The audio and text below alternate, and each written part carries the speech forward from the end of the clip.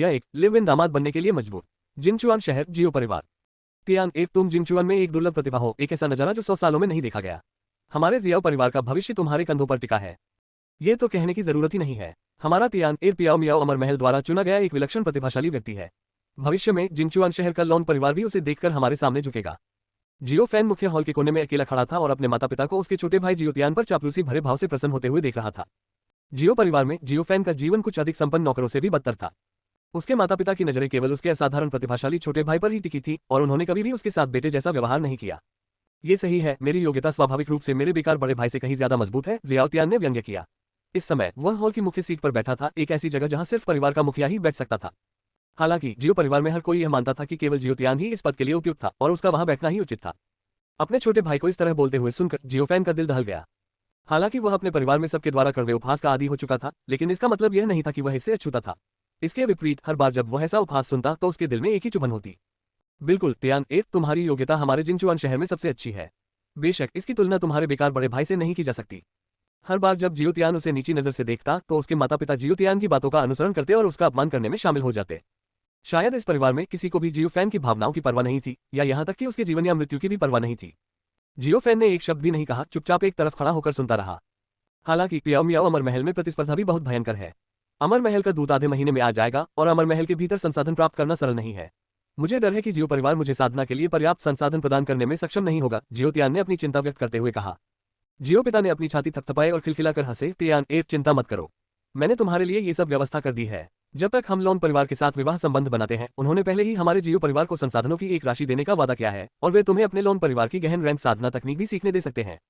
Lawn परिवार, Xiao Tian ने भौहें चढ़ाई और गहरी आवाज में कहा। हालांकि लॉन परिवार को जिनचुआन शहर का सबसे शीर्ष परिवार माना जाता है, लेकिन उनके सबसे मजबूत पुराने पूर्वज की ताकत केवल टुनटिन क्षेत्र में ही है। और मैं एक अमर संप्रदाय का शिष्य बनने वाला हूँ, ऐसा परिवार मेरे साथ जुड़ने के योग्य कैसे हो सकता है? हा, तियान ए, तुम बहुत ज्यादा सोच रही हो। तुम्हारे पिता ने इन सब बातों पर ध्यान क्यों नहीं दिया? जियो फादर जोर से हंसे, फिर कोने में खड़े जियो फैन की तरफ देखा। ओह, तो पिताजी का मतलब क्या है? जियो तियान को दिलचस्पी हुई।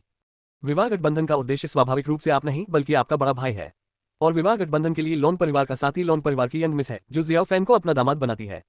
जियो पिता ने मुस्कुराते हुए समझाया, लॉन परिवार बस हमारे जियो परिवार के साथ संबंध स्थापित करना चाहता है। आखिरकार तियान ए, आपका भविष्य असीम है, इसलिए यह उनके लॉन परिवार के लिए एक निवेश है। इसके अलावा पिता ने पहले ही लॉन परिवार के मुखिया के साथ इस पर चर्चा की है।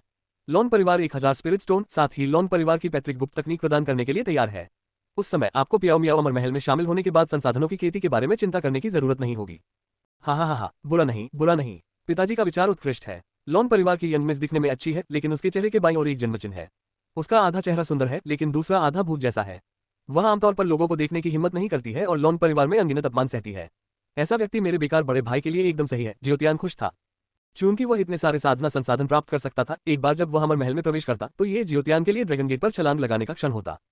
मास्टर अभी भी बहुत बुद्धिमान है जिन्होंने इतना शानदार विचार सोचा है। जब तियान ए अमर महल में प्रवेश करेगा तो वह निश्चित रूप से महान ऊंचाइयों तक पहुंचेगा। जियो मां के चेहरे पर भी एक प्यारी सी मुस्कान थी। जियो फैन अपने माता पिता और छोटे भाई की बातें और हंसी सुनकर अपने भाई के भविष्य की खातिर सीधे उसके भाग्य का फैसला कर रहा था, उसे एक लिव इन दामाद बना रहा था। इससे उसके दिल में निराशा छा गई। जियो तियान, मैं अभी भी तुम्हारा बड़ा भाई हूँ, फिर भी तुम मुझे इतनी आसानी से बेकार कहते हो। जियो फैन ने हॉल में पहले से शोरगुल वाले माहौल को तोड़ते हुए कहा। इस समय हॉल में सन्नाटा छा गया। एक क्षण बाद जियाओ फादर सबसे पहले संभले। जियाओ फैन की नाक की ओर इशारा करते हुए गाली देते हुए बोले, बेकार, अपने भाई से ऐसे बात करने की तुम्हारी हिम्मत कैसे हुई? जियो फैन ने अपने पिता को कोई जवाब नहीं दिया, बल्कि अपने छोटे भाई को दोनों आंखों से घूरता रहा। हा, बड़े भाई, जियाओ तियान ने मजाक किया, फिर ठंडे स्वर में कहा, तुम्हारे जैसा कोई व्यक्ति इस योग्य नहीं है कि मैं तुम्हें बड़ा भाई कहूं। मैं हमेशा तुम्हारे नाम से पहले तुम्हें बेकार कहता हूं, यही कारण है कि मैं तुम्हें लगातार इस तथ्य की याद दिलाता रहता हूं कि तुम बेकार हो। आपकी साधना योग्यता बहुत कमजोर है। इतने सालों बाद आप केवल बॉडी टेम्परिंग दायरे के दूसरे स्तर पर हैं और मैं हुआ की दायरे के 5वें स्तर पर। क्या आप अपने और मेरे बीच के अंतर को समझते हैं? शरीर को तपा देने वाले क्षेत्र के बाद हुआ की क्षेत्र आता है। हालांकि वे सगे भाई थे, लेकिन जियाओ फैन की साधना योग्यता वास्तव में बहुत कमजोर थी, यहां तक कि सामान्य स्तर तक भी नहीं पहुंच पाती थी। जहां तक जियाओ तियान की बात है, वह जिनचुआन शहर में नंबर 1 प्रतिभाशाली व्यक्ति था, जो पूरे जिनचुआन शहर के लिए दशकों में पियाओ मियाओ अमर महल द्वारा चुना गया पहला शिष्य बन गया। लेकिन भले ही मेरी साधना योग्यता आपकी जितनी अच्छी न हो, क्या आप मेरे जीवन का फैसला ऐसे ही कर सकते हैं? मुझे लॉन परिवार के लिए एक जीवित दामाद बना सकते हैं? जियो फैन क्रोधित हो गया और गुस्से से बोला, संसाधन प्राप्त करने और आपको संतुष्ट करने के लिए मुझे बलिदान क्यों देना चाहिए? पूरा बर्बाद। आप शायद बहुत ज्यादा सोच रहे हैं। जियो तियान ने अपना सिर हिलाया। इस दुनिया में ताकतवर का सम्मान किया जाता है और कमजोर को बोलने का कोई अधिकार नहीं है। आप जियाओ परिवार में पैदा हुए थे, लेकिन आप जियाओ परिवार के लिए क्या कर सकते हैं? आप अभी भी एक बेकार हैं। लॉन परिवार में आपकी शादी होना आपके लिए एक छोटा सा त्याग है। आप किस बात से असंतुष्ट हैं? इसके अलावा लोन परिवार जिंगचुआन शहर का नंबर 1 परिवार है। इसे उच्च विवाह कहते हैं, समझे। जियाओ तियान की ठंडी आवाज सुनकर जियाओ फैन का दिल मानो राख हो गया। शायद उसे इस हकीकत का सामना बहुत पहले ही कर लेना चाहिए था। ये परिवार उसके प्रति ठंडा था। एक क्षण बाद जियाओ फैन ने अपने दांत पीसते हुए कहा, मैं असहमत हूँ। चाहे कुछ भी हो, मैं इस शादी के लिए सहमत नहीं होऊंगा।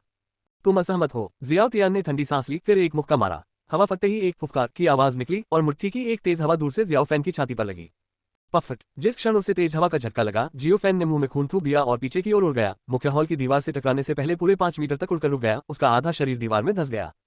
जियो फैन का शरीर एक लाश की तरह गिर गया और उसके पीछे की दीवार में एक बड़ा गड्ढा हो गया। देखो, ये कचरा अभी भी मरा है या नहीं, जियो तियान ने ठंडे स्वर में कहा। जियाओ फैन कोमा में चला गया। एक पल बाद उसके कान में एक ठंडी भावशून्य आवाज सुनाई दी, जिसने उसे जगा दिया। झो तियान स्टार चार्ट मास्टर को स्वीकार करता है। अध्याय 2, झो तियान स्टार चार्ट। जियो फैन ने धीरे से अपनी आंखें खोली और उसके सामने का दृश्य देखकर वह तुरंत चौंक गया। उसने स्वयं को तारों के समुद्र के नीचे खड़ा पाया। अनगिनत तारे उसके चारों ओर तैर रहे थे, उसे घेरे हुए थे।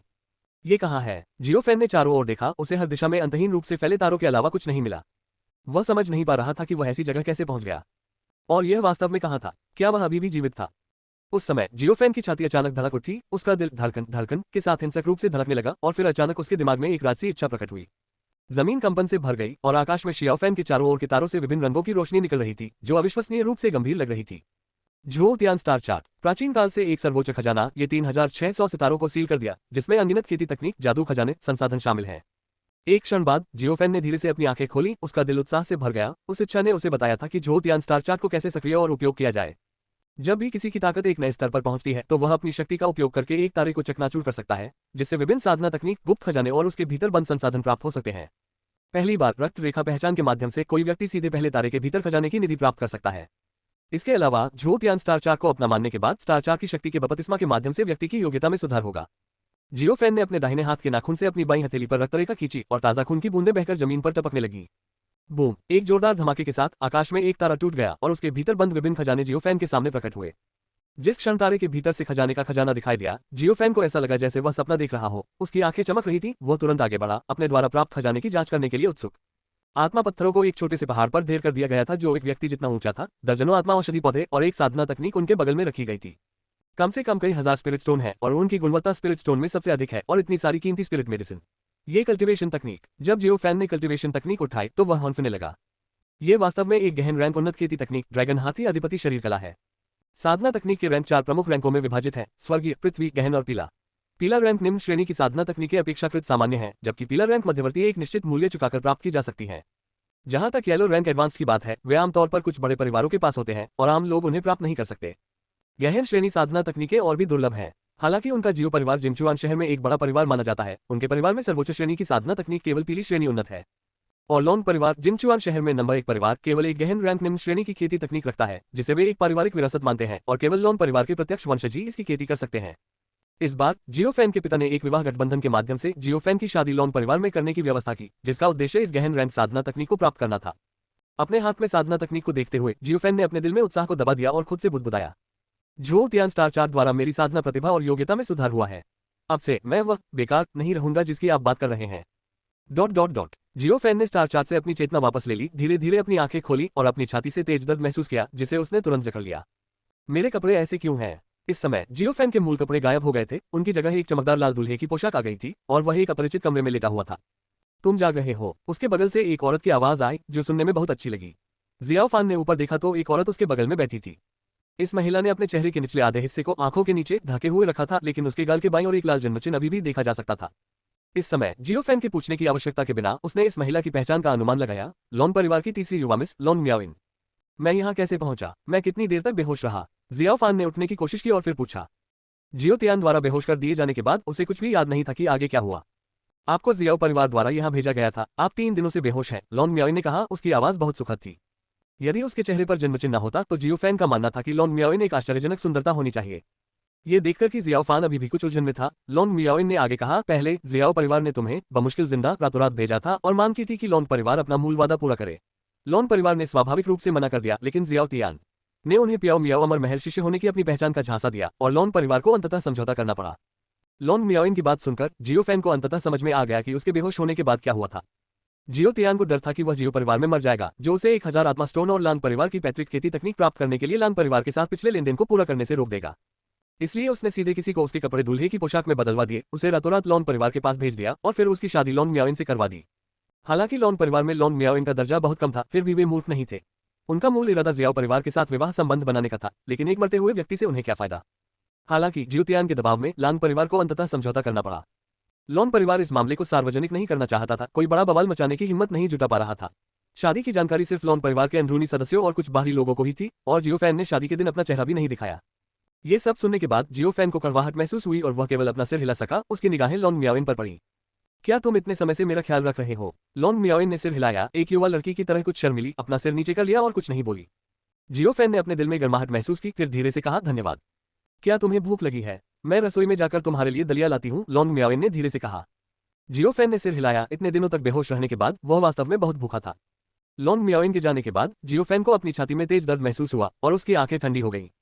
जियोतियान, जब तुमने मुझे मारा तो तुमने इस बात की बिल्कुल भी परवाह नहीं की कि मैं तुम्हारा बड़ा भाई हूँ, है ना? अगर मुझे ये बड़ा मौका न मिलता तो शायद मैं पहले ही मर चुका होता, जियोफैन ने उदास स्वर में कहा। यदि उसे यह अवसर नहीं मिला होता और जियोतियान स्टार चार्ट सक्रिय नहीं हुआ होता तो भले ही वह चमत्कारिक रूप से बच गया होता, वह अपना शेष जीवन बर्बाद कर देता।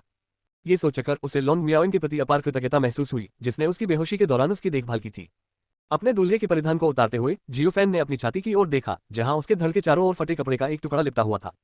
ये कपड़ा जियोफैन के पास तब से था जब वह छोटा था, और उसे नहीं पता था कि यह कहां से आया था। उसने बस इसे हमेशा अपनी छाती के चारों ओर लपेट कर रखा था। उन्होंने कभी नहीं सोचा था कि यह वास्तव में सभी स्वर्ग का सर्वोच्च खजाना जियोतियान स्टार चार्ट था। अध्याय 3, लॉन्ग यी को हराना। 3 दिन पलक झपकते ही बीत गए। इन 3 दिनों के दौरान जब भी जियोफैन के पास समय होता, उसकी दिव्य भावना ड्रैगन हाथी अधिपति शरीर कला की खेती करने के लिए स्टार चार्ट में प्रवेश करती। यह एक गहन श्रेणी की उन्नत साधना तकनीक थी। पूरे जिंगचुआन शहर में कोई अन्य साधना तकनीक नहीं थी जो इसकी तुलना कर सके। लॉन मियाओइन ने इन 3 दिनों तक जियाओफैन के साथ रहकर उसकी सावधानीपूर्वक देखभाल की थी, और परिणामस्वरूप उनके रिश्ते में गर्मजोशी आ गई थी। वास्तव में लॉन मियाओइन ने जो किया वह बहुत सरल था। वह बस जियोफैन का चेहरा पोंछती थी और उसे हर दिन भोजन लाती थी। लेकिन इतना काफी था। जियोफैन को यकीन नहीं हो रहा था कि मियाओइन को उसकी चोटों की गंभीरता का अंदाजा भी नहीं होगा, फिर भी वो उसके साथ खड़ी रही। बस यही एक ऐसा भाव था जिसका जियोफैन कभी भी बदला नहीं चुका सकता था। इन 3 दिनों के दौरान शौचालय जाने के अलावा जियोफैन ने कभी भी आधा कदम भी कमरे से बाहर नहीं निकला। और लॉन मियाओइन का घर तो और भी एकांत था, उसकी देखभाल के लिए कोई नौकर भी नहीं था। पूरे लॉन परिवार में किसी को भी जियाओफान के जागने की खबर नहीं पता थी। ये ड्रैगन हाथी अधिपति शरीर कला वास्तव में दबंग है, एक गहन रैंक उन्नत खेती तकनीक होने के योग्य है, जियोफैन ने स्टार चार्ट के भीतर आह भरी। उनकी चोटें वास्तव में ठीक थीं, लेकिन खबर नहीं फैली थी। जियोतियान की शक्ति को जियोफैन, जो उस मामले से जुड़ा था, गहराई से समझता था। अगर जियोतियान को पता चल जाता कि वह अब ठीक है, तो सामने वाले को शक होना स्वाभाविक था और इससे और भी मुसीबतें खड़ी हो सकती थीं। यद्यपि जियोफैन ने जियोतियान स्टार चार्ट प्राप्त कर लिया था, अपनी योग्यता में सुधार कर लिया था, तथा साधना तकनीक और संसाधन प्राप्त कर लिए थे, तथा अपनी शक्ति में सुधार करने के लिए समय की आवश्यकता थी, ये रातों रात प्राप्त नहीं किया जा सकता था। हालांकि इन 3 दिनों में जियोफैन की ताकत भी काफी बढ़ गई थी। केवल 3 दिनों में वह बॉडी टेम्परिंग दायरे के 5वें स्तर पर पहुंच गया। आपको यह जानना होगा कि पिछला जियोफैन बॉडी टेम्परिंग दायरे के केवल दूसरे स्तर पर था। एक दिन में एक स्तर की गति रॉकेट की सवारी करने जैसी थी। अगर यह बात बाहर आ गई तो कोई भी इस पर विश्वास नहीं करेगा। जियोफैन को और भी अधिक आश्चर्य इस बात से हुआ कि उसने जो dragon elephant overlord body art cultivation तकनीक प्राप्त की थी, वह कितनी भयानक रूप से शक्तिशाली थी। जैसा कि इसके नाम से पता चलता है, ये dragon elephant overlord body art body tempering पर केंद्रित है, जो जियोफैन के लिए एकदम सही था, जो उस समय बॉडी टेम्परिंग दायरे में था। ये साधना तकनीक जियोफैन को बॉडी टेम्परिंग दायरे की महान पूर्णता तक अपनी शक्ति विकसित करने और फिर हुआ के दायरे में प्रवेश करने के लिए पर्याप्त थी। स्टार चार्ट के भीतर आधे दिन की साधना के बाद जियोफैन की दिव्य भावना ने स्टार चार्ट छोड़ दिया। इससे पहले कि वह अपनी आंखें खोलता, उसने दरवाजे के बाहर भयंकर बहस सुनी। दूसरे भाई, तुम अंदर नहीं जा सकते। वह गंभीर रूप से घायल है और अभी अभी उठा है। अगर तुम उस पर हमला करोगे तो तुम उसे मार डालोगे। लॉन मियाओइन की आवाज बहुत उत्तेजित थी। मेरे रास्ते से हट जाओ। उसका जियाओ परिवार बहुत दबंग है। मेरा लॉन परिवार ईमानदारी से उसके जियाओ परिवार के साथ विवाह संबंध बनाना चाहता था, लेकिन उसके जियाओ परिवार ने वास्तव में एक अद्भुत व्यक्ति को भेज दिया और मेरे लॉन परिवार को धमकी भी दी, जिससे हमें उन संसाधनों को सौंपने के लिए मजबूर होना पड़ा जिनका हमने मूल रूप से वादा किया था। उन्होंने हमारे कबीले से एक गहन पद साधना तकनीक की नकल भी की और उसे भी ले गए। लॉन मियाओइन के दूसरे भाई की आवाज बहुत तेज थी और दीवार के पार से भी जियाओफैन उसका गुस्सा सुन सकता था। एक पत्नी अपने पति का अनुसरण करती है, चाहे कुछ भी हो जाए। हालांकि उसने हमारे लॉन परिवार में शादी की है, फिर भी वह मेरा लॉन मियाओइन का पति है। मैं तुम्हें उसे नुकसान नहीं पहुंचाने दूंगी, लॉन मियाओइन ने दृढ़ता से कहा। अब हमारा पूरा लॉन परिवार जिंगचुआन शहर में हंसी का पात्र बन गया है। इस हद तक परेशान किया गया है कि जिंगचुआन में नंबर 1 परिवार के रूप में हमारे लॉन परिवार की स्थिति हिल गई है। ये सब उस कमरे में मौजूद कचरे के कारण है। जियाओ परिवार ने एक जियाओ तियान को जन्म दिया। हमारा लॉन परिवार वास्तव में उसे अभी उकसाने का जोखिम नहीं उठा सकता, लेकिन जियाओफैन एक दामाद है जिसने हमारे परिवार में शादी की है, जिसका अर्थ है कि वह हमारे लॉन परिवार का सदस्य है। अगर मैं जियाओ तियान को नहीं छू सकता तो क्या मैं जियाओफैन को नहीं छू सकता? लॉन मियाओइन के दूसरे भाई ने बहुत हिंसक प्रतिक्रिया व्यक्त की। कमरे के अंदर बैठे जियोफैन को पूरी कहानी पहले ही समझ आ चुकी थी। जियाओ तियान इस मामले में वाकई बहुत आगे निकल गया था। इतना बड़ा नुकसान झेलने के बाद लॉन परिवार का इतना घुटन महसूस करना स्वाभाविक था। दूसरे भाई, नहीं, आप अंदर नहीं जा सकते। लॉन्ग मियाओइन ने दृढ़ता से विरोध किया, लेकिन वह एक कमजोर महिला थी, वह वास्तव में उसे कैसे रोक सकती थी। मेरे रास्ते से हट जाओ। लॉन्ग मियाओइन के दूसरे भाई ने उसे जमीन पर धकेल दिया, सीधे दरवाजा खोला और अंदर घुस गया। कमरे में प्रवेश करने पर उसने देखा कि जियो फैन बिस्तर पर बैठा है, उसकी आंखें क्रोध से जल रही हैं।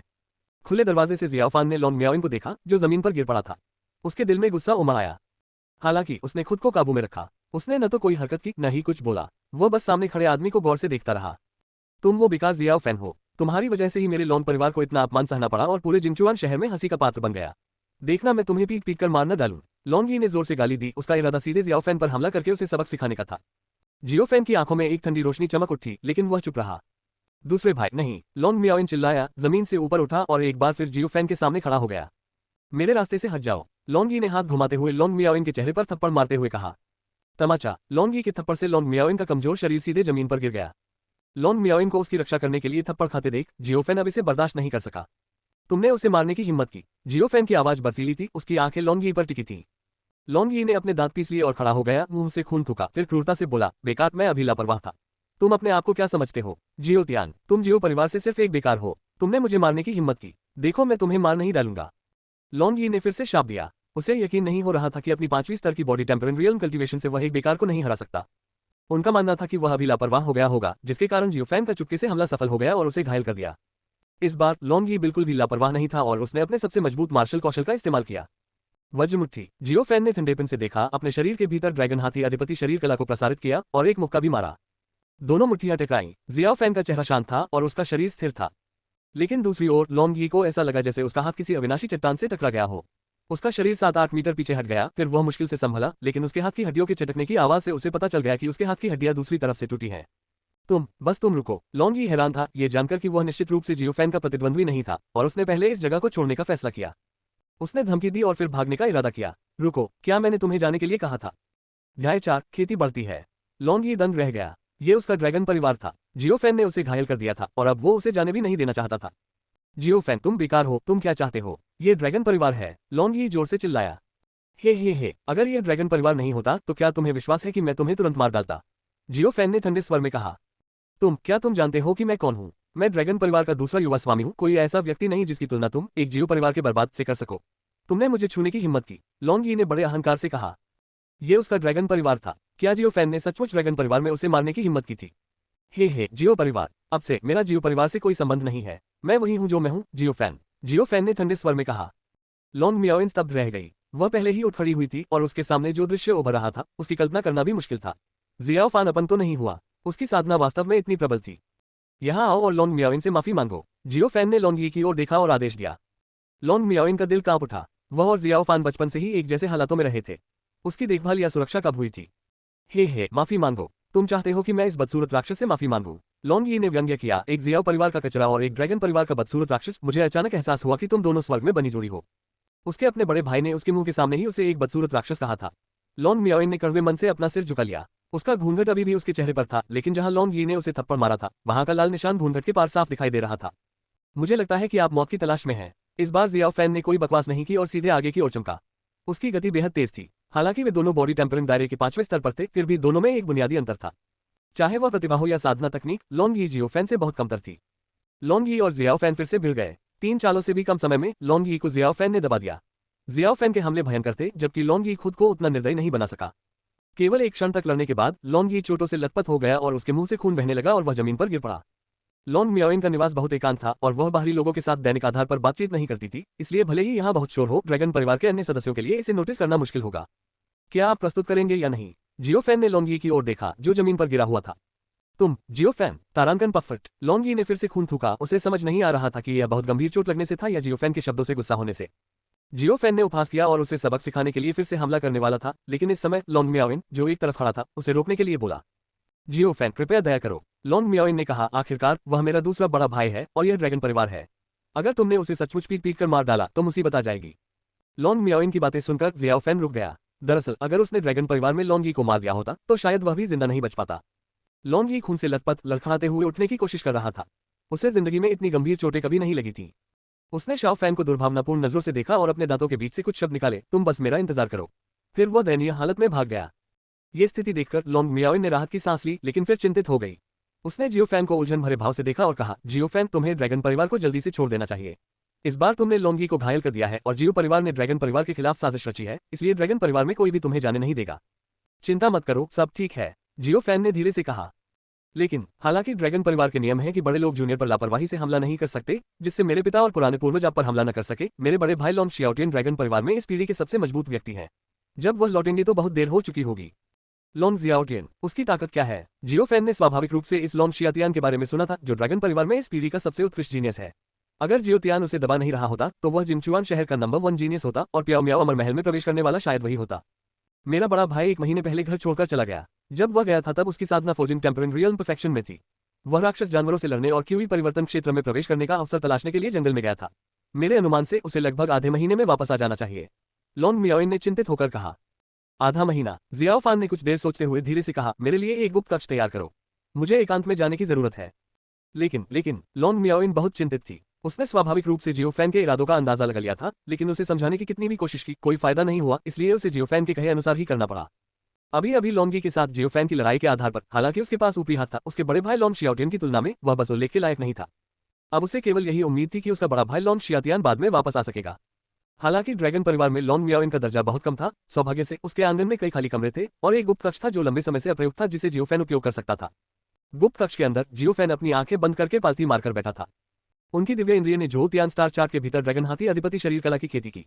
उनके सामने आत्मा पत्थर थे जो पहले से ही सूख चुके थे। पलक झपकते ही 7 दिन बीत गए। जियो फैन द्वारा लॉन्गी के गंभीर रूप से घायल होने की खबर स्वाभाविक रूप से फैल गई, जिससे पूरे ड्रैगन परिवार में हड़कंप मच गया। ड्रैगन कबीले के मुखिया लॉन एनहाई, जो लॉन यी और लॉन मियाओइन के पिता थे, और भी ज्यादा क्रोधित हुए। यहाँ तक कि उसने व्यक्तिगत रूप से जियो फैन को अपन बनाने और जिंदा ही उसकी खाल उतारने की योजना बनाई थी, लेकिन उसे लान परिवार के पुराने पूर्वज ने रोक दिया था।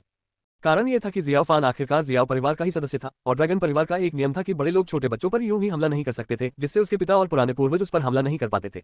इससे लॉन एनहाई बेहद नाराज हो जाता था। वह कई बार लॉन्ग मियाओइन के आंगन में आया, जियो फैन के साथ परेशानी ढूंढना चाहता था।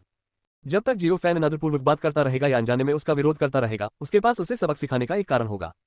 लेकिन जियो फैन एकांत में था और वह कई प्रयासों के बाद खाली हाथ लौट आया। अंततः उन्होंने जाना बंद कर दिया और लोगों को केवल ये पूछने का आदेश दिया कि उनका सबसे बड़ा बेटा लॉन शियातियान कब लौटेगा। चूंकि वह स्वयं कार्रवाई नहीं कर सकता था, इसलिए उसने लॉन शियाओटियन को उस जानवर शियाओ फैन को अपन करने दिया। वैसे भी लॉन शियाओटियन लंबे समय तक वापस नहीं आएगा और उसे विश्वास नहीं था कि शियाओ फैन इन कुछ दिनों में स्थिति बदल सकता है। गुप्त कक्ष में 3 दिन और साधना करने के बाद जियो फैन की साधना भी बढ़ गई। बॉडी टेम्परिंग क्षेत्र 6वां स्तर, बॉडी टेम्परिंग क्षेत्र 7वां स्तर, बॉडी टेम्परिंग क्षेत्र 8वां स्तर, बॉडी टेम्परिंग क्षेत्र 9वां स्तर। अंततः 11वें दिन की सुबह जियो फैन ने अपनी आंखें खोली। ओह, आखिरकार टेम्परिंग दायरे की पूर्णता प्राप्त हुई। जियो फैन ने एक लंबी सांस छोड़ी। शरीर तड़प क्षेत्र के दूसरे स्तर से लेकर तड़प क्षेत्र की पूर्णता तक पहुंचने में आधे महीने से भी कम समय लगा। साधना की यह गति ऐसी थी जिसे शायद किसी बड़े संप्रदाय का सबसे प्रतिभाशाली शिष्य भी प्राप्त नहीं कर सकता था। हालांकि फोर्जिंग टेम्परिंग दायरे की पूर्णता से क्यूई परिवर्तन दायरे तक पहुंचना कुछ ऐसा नहीं था जिसे केवल संसाधनों के साथ हासिल किया जा सकता था, इसके लिए एक निश्चित अवसर की भी आवश्यकता थी। अन्यथा लॉन जियाओटियन एक सफलता के अवसर की तलाश में राक्षस जानवरों को मारने के लिए बाहर नहीं गया होता। जियाओ फान उठकर गुप्त कक्ष से बाहर चला गया। 10 दिनों से ज्यादा समय में उसने पहली बार सूरज की रोशनी देखी थी। तुम बाहर हो। जैसे ही उसने गुप्त कक्ष का दरवाजा खोला, जियो फैन ने लॉन मियाओइन को प्रवेश द्वार की रखवाली करते देखा। हार्दिक अनुस्मारक वे अध्याय 5 पियाओ मियाओ अमर महल। जिन दिनों जियो फैन एकांत में रहता था, लॉन मियाओइन दरवाजे के पास ही रहता था। उसे डर था कि कोई उसकी साधना में बाधा डालेगा। यहाँ तक कि भोजन लाते समय भी वह रसोई घर से भोजन लाती, उसे गुप्त कमरे के बाहर छोटे दरवाजे से गुजारती और फिर दरवाजे के बाहर स्वयं खाना खाती, कभी भी उसके पास से नहीं हटती। आपने पिछले कुछ दिनों में कड़ी मेहनत की है, जियो फैन ने मुस्कुराते हुए कहा। लॉन मियाओइन का चेहरा नाजुक बादाम के आकार का था। उसकी भौहों के नीचे साफ चमकदार आंखें और साफ काले बाल थे, लेकिन उसके चेहरे का निचला हिस्सा अभी भी घूंघट से ढका हुआ था। अगर उसके चेहरे पर जन्मचिन्ह न होता तो मियाओइन निस्संदेह एक बेजोड़ आकर्षण वाली सुंदरी मानी जाती। यह मुश्किल नहीं है। पिछले कुछ दिनों में आपकी साधना कैसी रही है? लॉन मियाओइन ने पूछा। बुरा नहीं है। हाल फिलहाल कैसा चल रहा है? कुछ हुआ है क्या? जियाओ फैन ने पूछा। लॉन मियाओइन ने सिर हिलाया और एक एक करके जियाओ फैन को हाल की घटनाओं के बारे में बताया। सबसे पहले उसके लॉन परिवार के कुलपति कई बार परेशानी पैदा करने आए और फिर लॉन जियातन 3 दिनों में जिनचुआन शहर लौट आएगा। जियो फैन से लॉन्गी को लगी चोटें वास्तव में गंभीर थीं, लेकिन लॉन परिवार के व्यापक चिकित्सा उपचार से वह कुछ दिनों पहले ही लगभग ठीक हो गया था। तभी एक सनसनीखेज घटना हुई जिसने पूरे जिनचुआन शहर को हिलाकर रख दिया। पियाओ मियाओ अमर महल से लोग आ गए थे और वर्तमान में जियो हवेली में रह रहे थे। ऐसा कहा जाता है कि इस व्यक्ति को पियाओ मियाओ अमर महल के एक बुजुर्ग ने भेजा था। उस बुजुर्ग को जियाओ तियान की योग्यता पसंद आ गई थी और उसने किसी व्यक्ति को जियाओ तियान को साधना के मामलों में पहले से मार्गदर्शन करने के लिए भेजा था और फिर जियाओ तियान को अपने साथ ले गया था। इस बात से पूरे जिनचुआन शहर में हलचल मच गई। सभी जानते थे कि पियाओ मियाओ अमर महल मार्शल सम्राट राज्य का सबसे बड़ा संप्रदाय था। मात्र जिनचुआन शहर तो मार्शल सम्राट राज्य में उल्लेख के लायक भी नहीं था। वह स्वाभाविक रूप से जियो फैन और जियो तियान इन भाइयों के मामले को समझ गई। जिनचुआन शहर में कई लोगों ने यह भी अफवाह फैलाई कि जिनचुआन में पहला परिवार अब लान परिवार नहीं बल्कि जियो परिवार होना चाहिए। पियाओ मियाओ अमर महल, जियो फैन ने धीरे से बड़बड़ाया।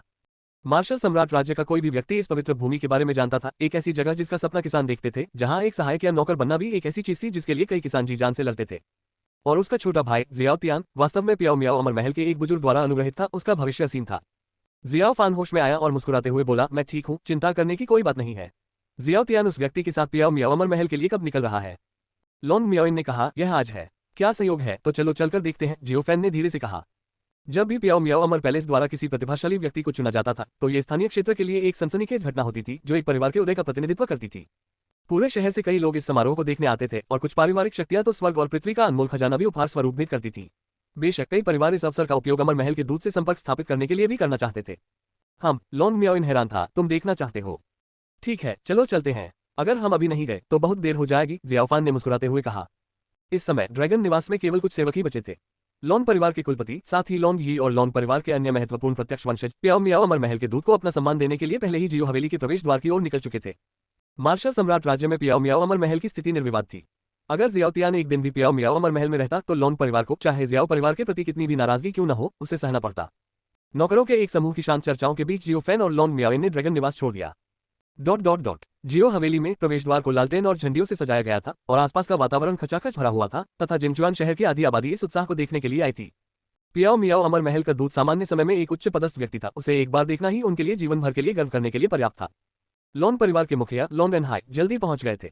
हालांकि लॉन्ग परिवार जिनचुआन शहर का सबसे बड़ा परिवार था, फिर भी उन्होंने पियाओ मियाओ अमर महल के सामने घमंड करने की हिम्मत नहीं की और अमर महल के दूत को खुश करने के लिए बड़ी मात्रा में स्वर्ग और पृथ्वी का खजाना और आत्मा रत्न भी भेंट किया। पियाओ मियाओ अमर महल के दूत भी लॉन्ग एनहाई के समझदारी भरे व्यवहार से बहुत संतुष्ट थे। अमर महल में उनकी स्थिति भले ही ज्यादा न हो, लेकिन बाहर ये दूत अमर महल के प्रवक्ता थे और विभिन्न शक्तियां उनसे अनुग्रह प्राप्त करने के लिए प्रतिस्पर्धा करती थीं। लॉन्ग एनहाई, आप बहुत अच्छे हैं, मैं आपकी ईमानदारी अमर महल तक पहुंचा दूंगा, अमर महल के दूत ने मुस्कुराते हुए कहा। लॉन्ग एनहाई ने मुठ्ठियां भींचकर उनका धन्यवाद किया। धन्यवाद धन्यवाद दूत, कृपया मेरे लॉन्ग परिवार के लिए कुछ अच्छे शब्द बोले। जियो तियान, साथ ही जियो फैन के पिता और माँ उनके बगल में खड़े थे। उनके चेहरे अहंकार से भरे हुए थे और वे लॉन्ग परिवार को बिल्कुल भी महत्व नहीं दे रहे थे। निश्चिंत रहें, मैं ये छोटा सा काम कर दूंगा, अमर महल के दूत ने उदासीनता से उत्तर दिया। दरअसल अमर महल के ये दूत सिर्फ मौखिक रूप से ही सहमत हुए थे। हालांकि यह बात सभी जानते थे, फिर भी जरूरी शब्दों और कार्यों को नजरअंदाज नहीं किया जा सकता था। हे लॉन्ग एनहाई, मेरे बेकार बड़े भाई आपके निवास पर कैसे हैं? जियो तियान ने एक अभिमानी अभिव्यक्ति के साथ बगल से ठंडे स्वर में कहा। लॉन्ग एनहाई का मुंह फड़क उठा एक जूनियर द्वारा उसके पूरे नाम से पुकारे जाने पर। हालांकि जियो तियान की वर्तमान स्थिति के बारे में सोचकर वह केवल अपने दिल में गुस्से को दबा सकता था। जियो फैन मेरे लॉन्ग फैमिली में अच्छा कर रहा है, उसकी चोटें पहले ही ठीक हो चुकी हैं। उसकी चोटें ठीक हो गई हैं। जियो तियान ने भौहें उठाईं। उसे सबसे अच्छी तरह पता था कि जियाओ फैन की चोटें कितनी गंभीर थी, ये चमत्कार ही था कि उसकी मौत नहीं हुई और अब वह सचमुच ठीक हो गया था। हाँ बिल्कुल सही, वह सचमुच ठीक हो गया है, लॉन्ग एनहाई ने जवाब दिया। दरअसल उसे खुद भी लगा कि यह मामला थोड़ा अजीब है। पारिवारिक शर्म को प्रचारित नहीं किया जाना चाहिए। ये तथ्य कि लॉन्गी को एक बेकार दामाद ने घायल कर दिया था, स्वाभाविक रूप से लॉन्ग परिवार द्वारा गुप्त रखा गया था, इसलिए यह मामला बाहर नहीं फैला, सिवाय लॉन्ग परिवार के सदस्यों के जो जानते थे। जियाओ फैन के माता पिता भी हैरान थे। उन्हें पता था कि उस समय उनके बड़े बेटे की चोटें कितनी गंभीर थी, उन्हें उम्मीद नहीं थी कि वह अब जिंदा होगा। अमर महल के दूत ने बाहर से कुछ नहीं कहा। अमर महल से आए होने के नाते उसे इन छोटी मोटी बातों में कोई दिलचस्पी नहीं थी। पूरे जिनचुआन शहर में केवल कुछ ही लोग थे जिनकी ओर वह देखने की जहमत उठाता था। छोड़ो, मैं पहले से ही अमर महल का व्यक्ति हूँ, इसलिए स्वाभाविक रूप से मुझे किसी बेकार के मामलों की परवाह नहीं है। जियो तियान ने एक पल के लिए सोचा, फिर अपने बगल में अमर महल के दूत की ओर देखा। वरिष्ठ, चलो चलते हैं। अमर महल के दूत ने सिर हिलाया, फिर अपना हाथ लहराया और जियो तियान को हवा में ले लिया, तारों की रोशनी में परिवर्तित हो गया और उस स्थान से चला गया। ये पियाओ मियाओ अमर महल का दूत है, मैं उसे पहली बार देख रहा हूँ।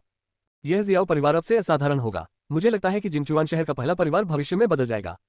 मैं वास्तव में जियो तियान की योग्यता से ईर्ष्या करता हूँ। उसका भविष्य निश्चित रूप से असीम है, अपने बेकार भाई से कहीं अधिक मजबूत है। भीड़ तुरंत भड़क उठी। अमर महल का दूत मौजूद था तो वे बस दूर खड़े होकर देखते रहे, सांस लेने की भी हिम्मत नहीं जुटा पाए। अब जब दूत जा चुका था तो तरह तरह की टिप्पणियां की जाने लगी। कुछ लोगों ने तो जियाओ फैन का मजाक उड़ाने के लिए जियाओ तियान की तुलना जियाओ फैन से भी कर दी। हालांकि जैसे ही इस व्यक्ति ने अपना मुंह खोला, पता नहीं कहां से एक मुक्का हवा के साथ उस पर गिरा और वह खून थूकने लगा। जिस व्यक्ति ने हमला किया वह वास्तव में जियो फैन था। जब वह और लॉन्ग मियाओइन पहुंचे तो उन्होंने चुपचाप जियो परिवार के प्रवेश को तब तक देखा जब तक कि जियो तियान वहां से नहीं चला गया। उस व्यक्ति को सबक सिखाने के बाद जियो फैन और लॉन्ग मियाओइन मुड़े और भीड़ में गायब हो गए। जियाओ फान ने उसे नहीं मारा, उसने तो बस उस व्यक्ति को सबक सिखाया था। कुछ दिन बिस्तर पर पड़े रहने के बाद वह ठीक हो जाएगा। जियो तियान, आप और मैं भविष्य में धीरे धीरे अपने हिसाब किताब निपटा लेंगे। अध्याय 6, लॉन्ग मियाओइन का संकट। जियो तियान को जाते हुए देखने के बाद जियो फैन के दिल में एक मजबूत जुनून पैदा हो गया। अतीत में उसे विश्वास नहीं था कि वह जियाओ तियान से तुलना कर सकता है, उसकी प्रतिभा वास्तव में उससे कमतर थी। लेकिन अब उसने जुओ तियान स्टार चार्ट प्राप्त कर लिया था और सब कुछ बदल गया था। ड्रैगन निवास पर लौटते हुए जियो फैन सीधे गुप्त कक्ष में प्रवेश कर गया और लॉन्ग शियाओटियन के लौटने से पहले हुआ कि क्षेत्र तक पहुंचने का प्रयास किया। जियो फैन और लॉन्ग मियाओइन का आज बाहर जाना ड्रैगन निवास में कोई रहस्य नहीं था। ये मामले स्वाभाविक रूप से नौकरों द्वारा जियो परिवार के सदस्यों तक फैलाए गए थे। हालांकि चुनकी पियाओ मियाओ अमर महल के लोग आज ही चले गए थे, इसलिए जियो फैन और लॉन्ग मियाओइन का बाहर जाना अपेक्षाकृत कोई बड़ी बात नहीं थी। अगले दिन लॉन्ग मियाओइन ने जियो फैन के एकांत कक्ष के प्रवेश द्वार की रखवाली जारी नहीं रखी, जैसा कि वह हमेशा करती थी। इसके बजाय वह सुबह सुबह ही अपने घर से निकल गई और एक अलग प्रांगण में चली गई, जिसे लॉन्ग परिवार ने विशेष रूप से अतिथि बुजुर्गों के लिए तैयार किया था। वह जियो फैन की वर्तमान ताकत को नहीं जानती थी, लेकिन उसकी राय में हालांकि यह सच था कि जियो फैन लॉन्गी को हरा सकता था, उसके और उसके बड़े भाई के बीच का अंतर अभी भी बहुत बड़ा था। तो आज वह किसी से मिलने जा रही थी। चू नदी लॉन्ग परिवार का एक अतिथि बुजुर्ग, जिसकी ताकत हुआ कि क्षेत्र के पहले स्तर के शिखर पर थी। वह कई वर्षों से लॉन्ग परिवार में था और एक निश्चित दर्जा रखता था। कम से कम उसके शब्दों का उसके शब्दों से कहीं अधिक वजन था। तीसरी युवा लड़की, जिसके चेहरे पर एक जन्मचिन्ह था। लॉन्ग मियाओइन रास्ते में बहुत सावधानी बरत रही थी ताकि कोई उसे देख न ले। जब वह पहुंची तो चू नदी आंगन में मार्शल आर्ट का अभ्यास कर रही थी। तीसरी युवा कुमारी चू नदी हुआ कि राज्य का स्वामी था। स्वाभाविक रूप से 100 मीटर के दायरे में पत्तों की कोई भी सरसराहट उससे बच नहीं सकती थी। श्री चू लॉन्ग मियाओइन ने सबसे पहले चू नदी को प्रणाम किया। चू नदी ने सिर हिलाया, फिर पूछा, क्या मैं पूछ सकता हूं कि तीसरी युवा कुमारी मुझसे मिलने क्यों आए हैं? चू नदी भी हैरान थी। इतने सालों तक लॉन्ग परिवार में रहने के दौरान वह लॉन्ग मियाओइन से बस कुछ ही बार मिली थी। उसने उसे एक नजर में पहचान लिया क्योंकि लॉन्ग मियाओइन के चेहरे पर घूंघट था। मेरा एक विनम्र अनुरोध है और मुझे आशा है कि श्री चू इसे स्वीकार करेंगे। लॉन्ग मियाओइन के बोलने के बाद वह चू नदी के सामने घुटने टेकने वाली थी। लॉन्ग परिवार में हर कोई चाहता था कि जियाओ फैन मर जाए और कोई भी उसकी मदद करने को तैयार नहीं था। जियाओ फैन की मदद करने वाला एकमात्र व्यक्ति चू नदी ही थी। तीसरी युवती, इसका क्या मतलब है? सीधे बोलो, चू नदी जल्दी से बोली, फिर उसे उठाने के लिए आगे बढ़ी। लॉन्ग मियाओइन उठे नहीं और जल्दी से बोले, मिस्टर चू, जियाओ फैन ने लॉन्गी को घायल कर दिया है और मेरे बड़े भाई लॉन्ग जियाओटिन जल्द ही वापस आ जाएंगे। जब वे लौटेंगे तो वे निश्चित रूप से जियाओ फैन को नहीं छोड़ेंगे। जियो फैन चू नदी चौंक गई, फिर उसे एहसास हुआ कि वह किसके बारे में बात कर रही थी और पूछा, क्या ये जियो परिवार का कचरा है? चू नदी को जियो फैन को बेकार कहते हुए सुनकर लॉन्ग मियाओइन की अभिव्यक्ति कुछ अप्रिय हो गई, लेकिन उसने फिर भी स्वीकृति में सिर हिलाया। मैंने सुना है कि लॉन्गी को उसने घायल कर दिया था। सच कहूं तो लॉन्गी बॉडी टेम्परिंग दायरे के 5वें स्तर पर ही है, जो कुछ भी नहीं है। हालांकि अगर लॉन्ग शियातन वापस आता है और उससे निपटने का दृढ़ निश्चय करता है तो मैं उसे नहीं रोक सकता, चू रिवर ने स्पष्ट रूप से कहा। श्री चू, मियाओइन आपसे मेरे बड़े भाई को जियो फैन से निपटने से रोकने के लिए नहीं कह रहा है, लेकिन मुझे उम्मीद है कि आप जियो फैन की जान बचाने के लिए इस महत्वपूर्ण क्षण में हस्तक्षेप कर सकते हैं। मेरा बड़ा भाई आपके सम्मान में इस मामले को आगे नहीं बढ़ाएगा। दरअसल लॉन्ग मियाओइन का विचार बहुत सरल था। लॉन्ग शियातन शियाओ फैन से निपटना चाहता था और चू नदी उसे रोक नहीं सकती थी। हालांकि अगर चू नदी उस समय हस्तक्षेप करती जब शियाओ फैन टिक नहीं पाता और उसे पीट कर मार डाला जाने वाला होता, तो लॉन्ग शियातन या यहाँ तक कि लॉन्ग परिवार भी चू नदी को सम्मान देते और शियाओ फैन के लिए मुश्किलें खड़ी नहीं करते, कम से कम शियाओ फैन की जान जाने तक तो नहीं।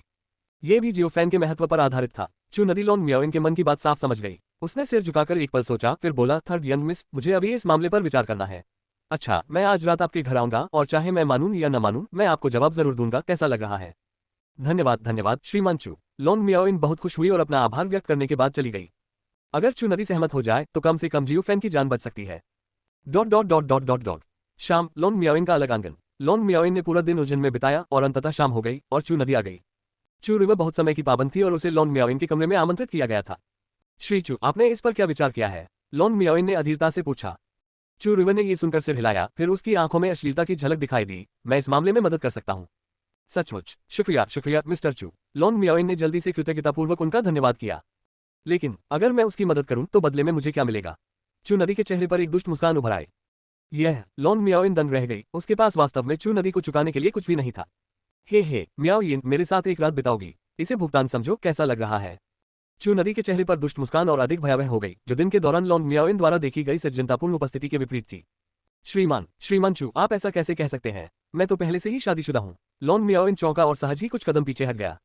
शादीशुदा? हाँ, वो तो बस एक बेकार दामाद है। अब लॉन्ग परिवार में सब उसे मरवाना चाहते हैं। क्या तुम्हें लगता है वो अब भी जिंदा रह पाएगा? सच कहूं तो अगर तुम आज रात मुझे सहज कर दोगे तो जब लॉन्ग शियातन वापस आएगा तभी मैं उसे रोकने की कोशिश करूंगा, वरना वह बेकार बस मरने का इंतजार कर रहा है। जैसे ही उसने बोलना समाप्त किया, चू नदी अपने जानवर स्वभाव को प्रकट करते हुए आगे बढ़ी और लॉन्ग मियाओइन के कपड़े फाड़ने की कोशिश की।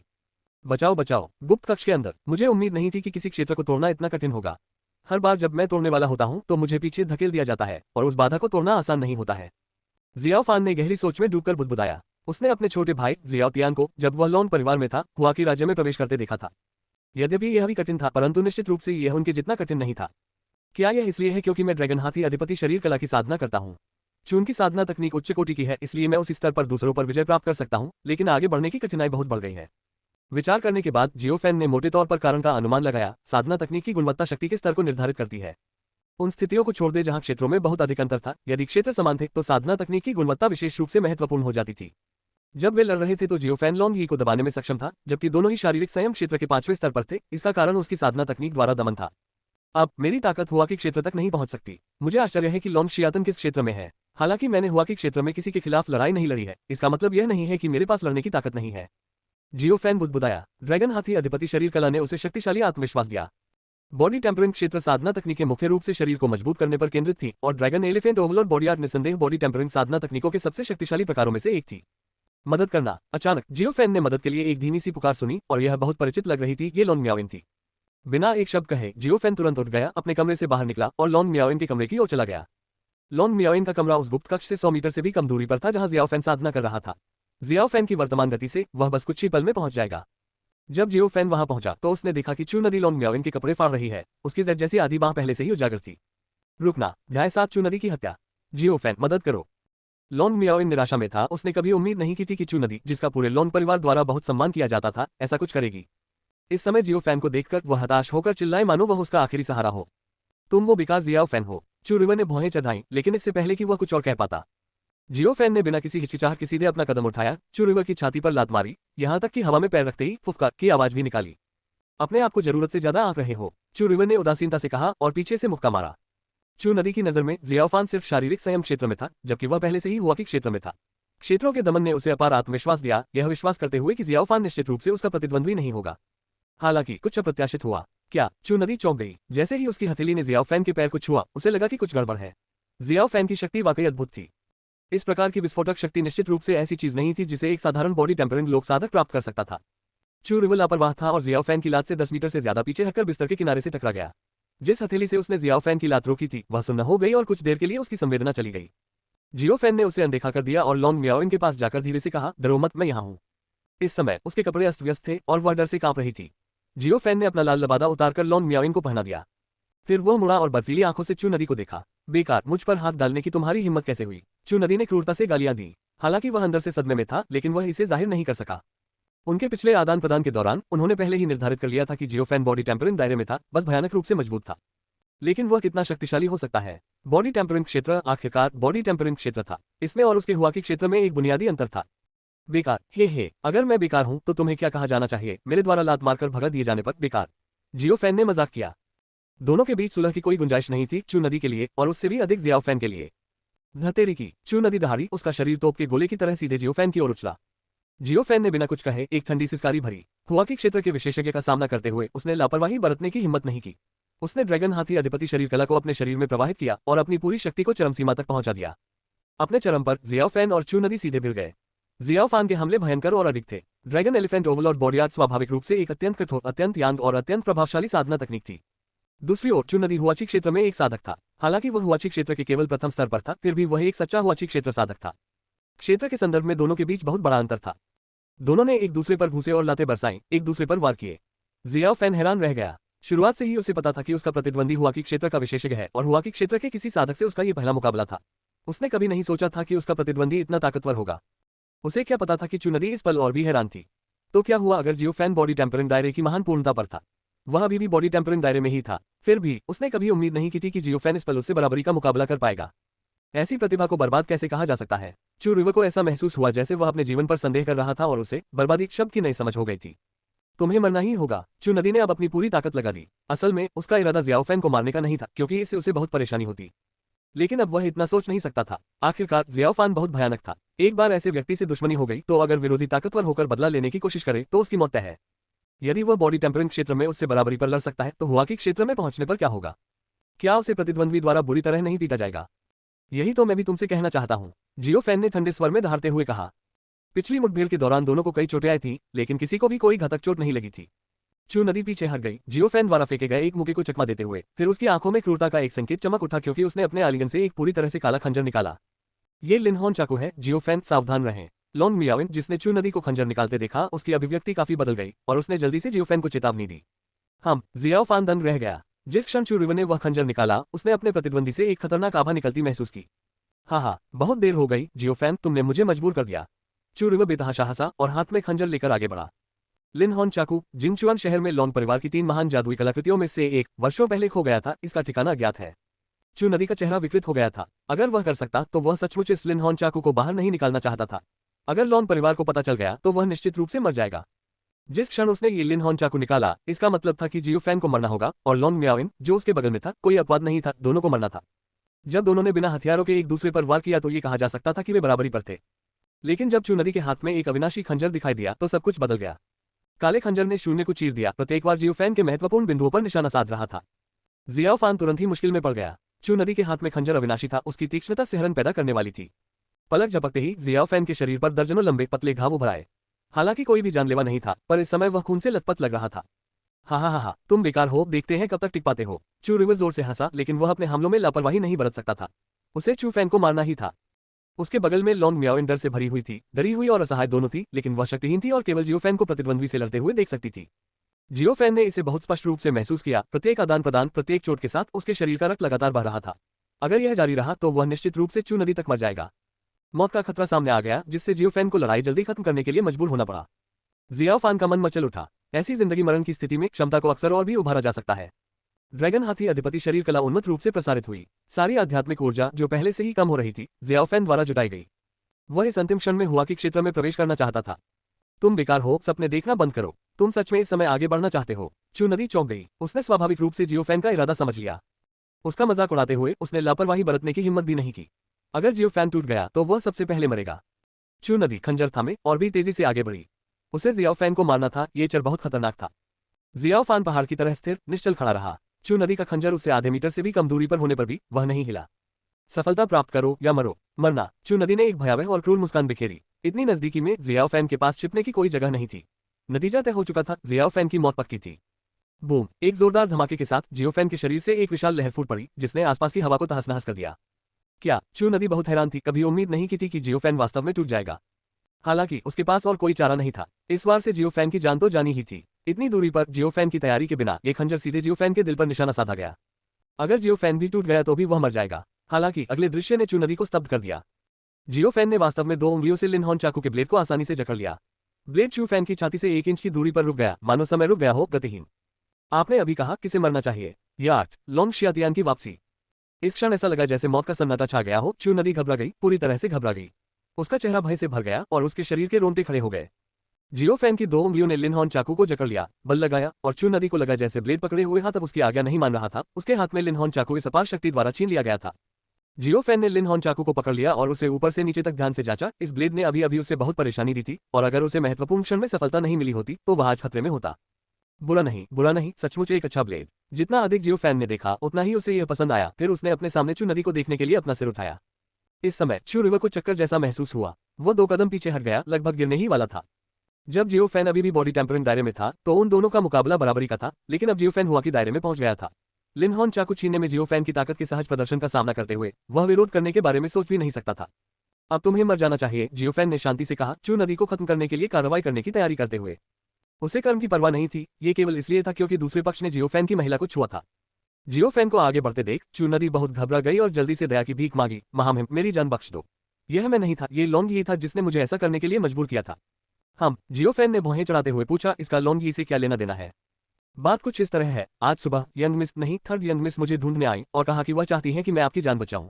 मैंने कहा कि मैं इस पर विचार करूंगा। फिर मैं लॉन्ग ही को ढूंढने गया और उसे इसके बारे में बताया। चू नदी घबराकर उसके बाद जो कुछ हुआ सब उगल दिया। लांग परिवार के मुख्य प्रतिष्ठित विशेषज्ञ के रूप में चू नदी का स्वाभाविक रूप से लांग परिवार के दूसरे युवा गुरु लांगी के साथ अच्छा संबंध था। ये जानते हुए कि जियो फैन और लॉन्गी दुश्मन थे, उसने तुरंत लॉन्गी को इस मामले के बारे में सूचित किया। परिणाम स्वरूप जब लॉन्गी ने सुना कि उसकी अपनी बहन जियो फैन की जान बचाने के लिए लोगों की तलाश कर रही है तो वह क्रोधित हो गया। फिर लॉन्गी द्वारा उकसाए जाने और कई लाभों का वादा करने के बाद चू नदी आज लॉन्ग मियाओइन को धमकाने और उसका उल्लंघन करने के लिए आए, अपनी घृणा प्रकट करने के लिए। ऐसा ही है, मेरे साथ सचमुच अन्याय हुआ है। ये सब उस जानवर लॉन्गी का, सब उसका है। चू नदी ने हताश होकर दया की भीख मांगी।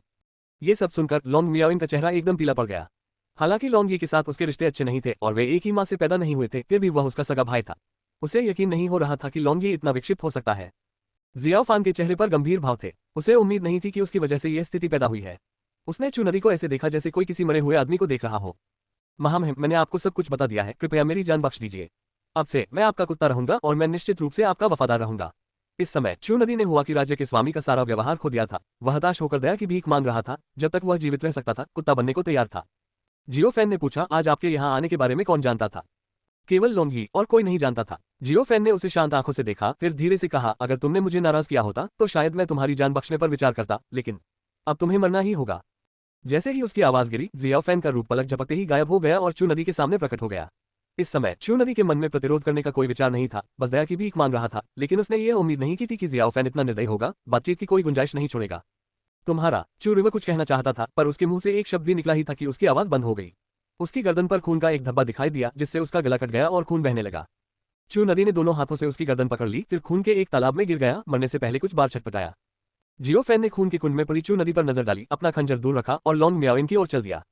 क्या आप ठीक हो? लॉन्ग मियाओइन ने अपना सिर हिलाया। उसका चेहरा पीला पड़ गया, आंशिक रूप से अभी के डर से और आंशिक रूप से लॉन्गी की निर्दयता के कारण।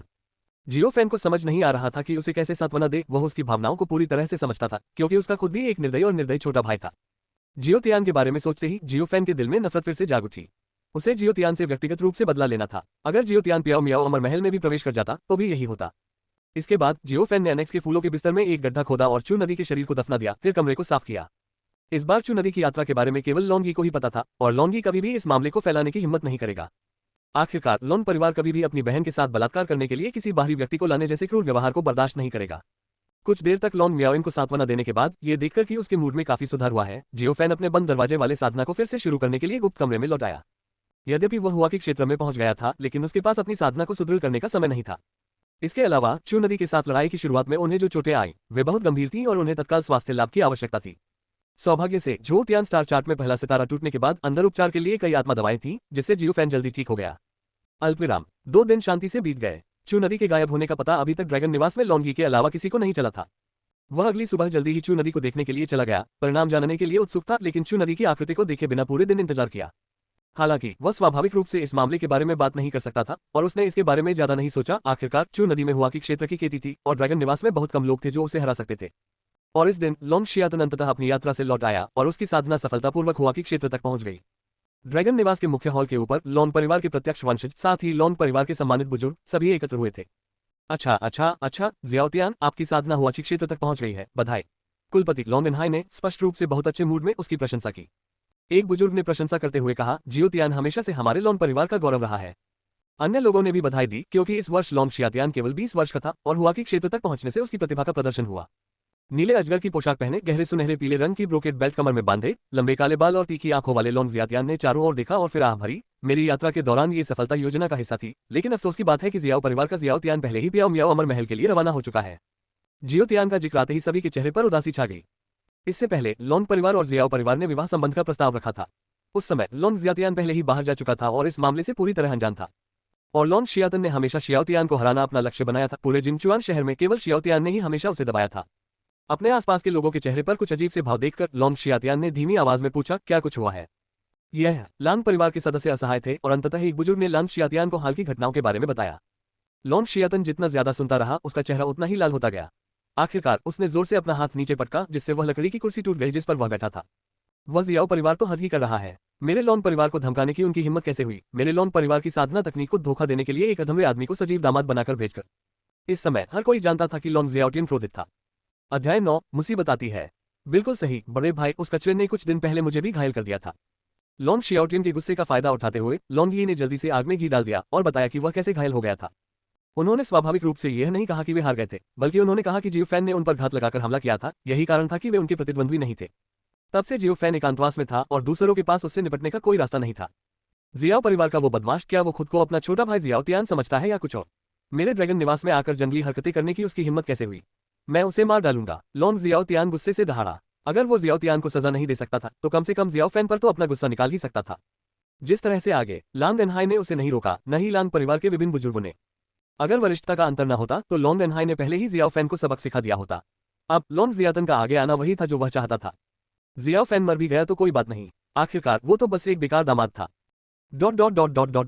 इन 2 दिनों में जियाओ फैन एकांतवास में रहा था। चू नदी से लड़ाई के दौरान उसे जो चोटें लगी थीं, वे पहले ही ठीक हो चुकी थीं और उसकी शक्ति हुआ कि क्षेत्र के पहले स्तर पर स्थिर हो गई थी। इन 2 दिनों के दौरान जियो फैन ने दूसरे तारे पर हमला करने की कोशिश की थी, लेकिन वह सफल नहीं हुआ था। वास्तव में दूसरा सितारा खोलना इतना आसान नहीं है, लेकिन अंतराल बहुत दूर नहीं है, जियो फैन ने अपनी आंखें खोलते हुए कहा। उनकी गणना के अनुसार जब उनकी साधना हुआची क्षेत्र के प्रथम स्तर की महान पूर्णता तक पहुंच गई और उन्होंने पूरी ताकत से हमला किया तो दूसरा तारा चकनाचूर हो जाना चाहिए। इसी समय गुप्त कक्ष के बाहर से तेज कदमों की आहट सुनाई दी। इस अलग आंगन में सिर्फ जियाओफान और लॉन मियाओइन ही थे। उनके अलावा यहाँ सिर्फ लॉन मियाओइन ही हो सकता था। जियोफैन, ये बुरा है, मेरा बड़ा भाई लॉन जियाओटिन वापस आ गया है। लॉन मियाओइन ने गुप्त कक्ष के बाहर से हौंकते हुए कहा। वह अभी ड्रैगन निवास में लौटा है और वर्तमान में ड्रैगन निवास के मुख्य हॉल में है। लॉन जियातन वापस आ गया है। जियाओफान घबराया नहीं, वह पहले ही हुआ कि क्षेत्र पहुंच चुका था और उसे लॉन जियातन का डर नहीं था। जियाओफान उठा, गुप्त कक्ष का दरवाजा खोला और बाहर निकल आया। सफेद लबादा पहने, लंबे लहराते काले बालों, भौं के नीचे साफ और चमकदार फीनिक्स आंखों और लंबे चरहरे शरीर के साथ वह लॉन मियाओइन के सामने आया। इससे उसकी आंखें चमक उठीं। इस समय जियाओफैन की आभा पहले से बिल्कुल अलग थी। चू नदी से लड़ाई के दौरान जियाओफैन के पुराने कपड़े पहचान से परे फट गए थे। ये सफेद चोगा लॉन मियाओइन ने ड्रैगन निवास के नौकरों के जरिए खरीदा था। जियोफैन, आप। लॉन मियाओइन बहुत चिंतित थी और जियोफैन को जाने के लिए राजी करना चाहती थी, लेकिन वह अपनी बात पूरी नहीं कर सकी। अगर वह चला गया तो वह कहाँ जाएगा? और यद्यपि उसने जियोफैन के साथ ज्यादा समय नहीं बिताया था, फिर भी वह जियोफैन की जिद को स्पष्ट रूप से महसूस कर सकती थी। जियोफैन ने हल्के से मुस्कुराकर उसे दिलासा दिया, हे, चिंता मत करो। बेकार, जल्दी करो और बाहर निकलो। मेरा बड़ा भाई वापस आ गया है, क्या तुम आकर सम्मान नहीं दोगे? तभी बाहर से एक घमंडी चीख सुनाई दी। आवाज का मालिक था लॉन यी। जियोफैन ने भौहें चढ़ाई। चलो चले, हम जाकर देखेंगे। लॉन यी की आवाज सुनकर लॉन मियाओइन की अभिव्यक्ति भी बहुत बदसूरत हो गई, खासकर यह सोचकर कि लॉन यी ने उसके साथ पहले क्या किया था, जिससे वह उससे और भी अधिक नफरत करने लगी। लॉन यी, लॉन शियातियान को सीधे अलग प्रांगण में ले जा रहा था। उसके पीछे लॉन परिवार के 10 से अधिक प्रत्यक्ष वंशज थे। ये सभी लॉन परिवार की वर्तमान पीढ़ी के वंशज थे, लेकिन उन्हें प्रत्यक्ष वंश नहीं माना जाता था। हालांकि इसकी घोषणा नहीं की गई थी, फिर भी सभी ने लॉन शियातियान को लॉन परिवार का उत्तराधिकारी माना और उसका सम्मान किया। जियोफैन, तुम बेकार हो, जल्दी करो और मुझे देखने के लिए बाहर आओ। लॉन यी जोर से दहाड़ा। लॉन शियातन की मौजूदगी में उसका साहस काफी बढ़ गया था। जियाओफैन द्वारा घायल किए जाने के दौरान वह हर दिन अविश्वसनीय रूप से घुटन महसूस करता था। वह, लॉन परिवार का दूसरा युवा स्वामी, वास्तव में एक बेकार दामाद द्वारा घायल हो गया था। ऐसी बात बिल्कुल असहनीय थी। लॉन शियातन कुछ नहीं बोला, भीड़ के बीच गंभीर भाव से खड़ा रहा। उसने स्वाभाविक रूप से बहुत पहले ही शियाओफैन के बारे में सुन लिया था, जो जेनियस शियाओतियान का नाजायज भाई था। कौन भौंक रहा है? इस समय एक ऊंची आवाज सभी के कानों तक पहुंची, जो अविश्वसनीय रूप से अभिमानी थी। लॉन यी का चेहरा तुरंत उतर गया। जियाओफैन ने उसे सचमुच कुत्ता कहा था। सबकी निगाहें आवाज की दिशा में चली गईं। सफेद लिबादे में जियाओफैन हल्के फुल्के अंदाज में चल रहा था। उसकी अभिव्यक्ति शांति लॉन जियातन से भी ज्यादा अलौकिक। हुआ की क्षेत्र में पहुंचने पर व्यक्ति का संपूर्ण आभामंडल और आचरण बदल जाता है, जो कि शरीर तक का क्षेत्र साधना में नहीं होता। तुम जियोफैन। लॉन यी बहुत क्रोधित हुआ, जियोफैन की ओर इशारा करते हुए शाप देना चाहता था, लेकिन लॉन शियाओटिन ने उसे रोक दिया और अपना हाथ लहराया। लॉन जियातियान की नजर जियाओफैन पर पड़ी और उसने भी वैसा ही किया। दोनों ने एक दूसरे को देखा, दोनों एक दूसरे को आंक रहे थे। आप जियाओफैन हैं, मेरे ड्रैगन निवास के दामाद जियाओतियान के भाई। लॉन जियाओटिन ने धीमे स्वर में कहा। उसका स्वर शांत था, लेकिन उसके शब्दों में जियाओफैन के लिए कोई सम्मान नहीं दिखा। आप लॉन जियाओटिन हैं? जियाओफैन ने जवाब नहीं दिया, बल्कि धीरे से पूछा। धिक्कार है, जियोफैन, मेरे बड़े भाई से ऐसे बात करने की तुम्हारी हिम्मत कैसे हुई? मुझे लगता है तुम जीना नहीं चाहते। लॉन यी गुस्से से उबलकर जोर से चिल्लाया। दूसरी ओर लॉन जियाओटिन मंद मंद मुस्कुराया, फिर सिर हिलाया और बोला, ये सही है, मैं लॉन जियाओटिन हूँ। मुझे जियाओ परिवार और मेरे ड्रैगन निवास के बीच के मामलों के बारे में पहले से ही पता है। आपका जियाओ परिवार बहुत आगे निकल गया। जियोफैन कुछ नहीं बोला। जियो परिवार ने पहले जो किया था वह वाकई बहुत ज्यादा था। ये देखकर कि जियोफैन ने कोई जवाब नहीं दिया, लॉन शियाओटिन ने आगे कहा, चूंकि तुम मेरे ड्रैगन निवास के लिव इन दामाद बन गए हो, इसलिए तुम्हें मेरे ड्रैगन निवास का सदस्य माना जाता है। इसलिए मैं तुम्हें धमकाना नहीं चाहता। कल सिटी लॉर्ड के भवन में तुम जियो परिवार का प्रतिनिधित्व करते हुए घुटने टेककर माफी मांगो, ऐसा क्यों ना हो। ये मामले सुलझ जाएंगे और अब से तुम ड्रैगन निवास में शांति से रह सकोगे, कोई तुम्हें परेशान नहीं करेगा। कैसा लग रहा है? बड़े भाई, नहीं। लॉन यी दंग रह गया। वह जियाओफैन को मरवाना चाहता था, लेकिन लॉन शियाओटिन के शब्दों का अर्थ बहुत स्पष्ट था। जब तक शियाओफैन हार स्वीकार कर लेता है और ड्रैगन निवास को अपना चेहरा वापस पाने में मदद करता है, तब तक उसे माफ किया जा सकता है। हालांकि लॉन जियाओटिन ने लॉन यी को नजरअंदाज कर दिया और जियाओफैन की तरफ देखकर मुस्कुराते हुए कहा, कैसा रहेगा? मेरा विचार बुरा नहीं है ना? आखिरकार तुम मेरे जीजा हो। बिल्कुल भी सही नहीं। इस समय जियाओफैन ने सीधे इनकार करते हुए कहा, आप चाहते हैं कि मैं घुटने टेककर माफी मांगूं? असंभव। जियाओ परिवार है और मैं हूँ। हे, क्या तुम मुझे मना कर रही हो? यह मत सोचना कि सिर्फ इसलिए कि तुमने मियाओयिन से शादी कर ली है, मैं तुम्हें मारने की हिम्मत नहीं करूंगी। लॉन शियाओटिन की आवाज धीरे धीरे ठंडी हो गई। ऐसा लग रहा था जैसे वह किसी भी क्षण कोई कदम उठाने वाला था। बड़े भाई, ऐसा मत करो। लॉन मियाओयिन चौंक गया और तुरंत जियोफैन के पीछे से निकलकर उसे रोक दिया।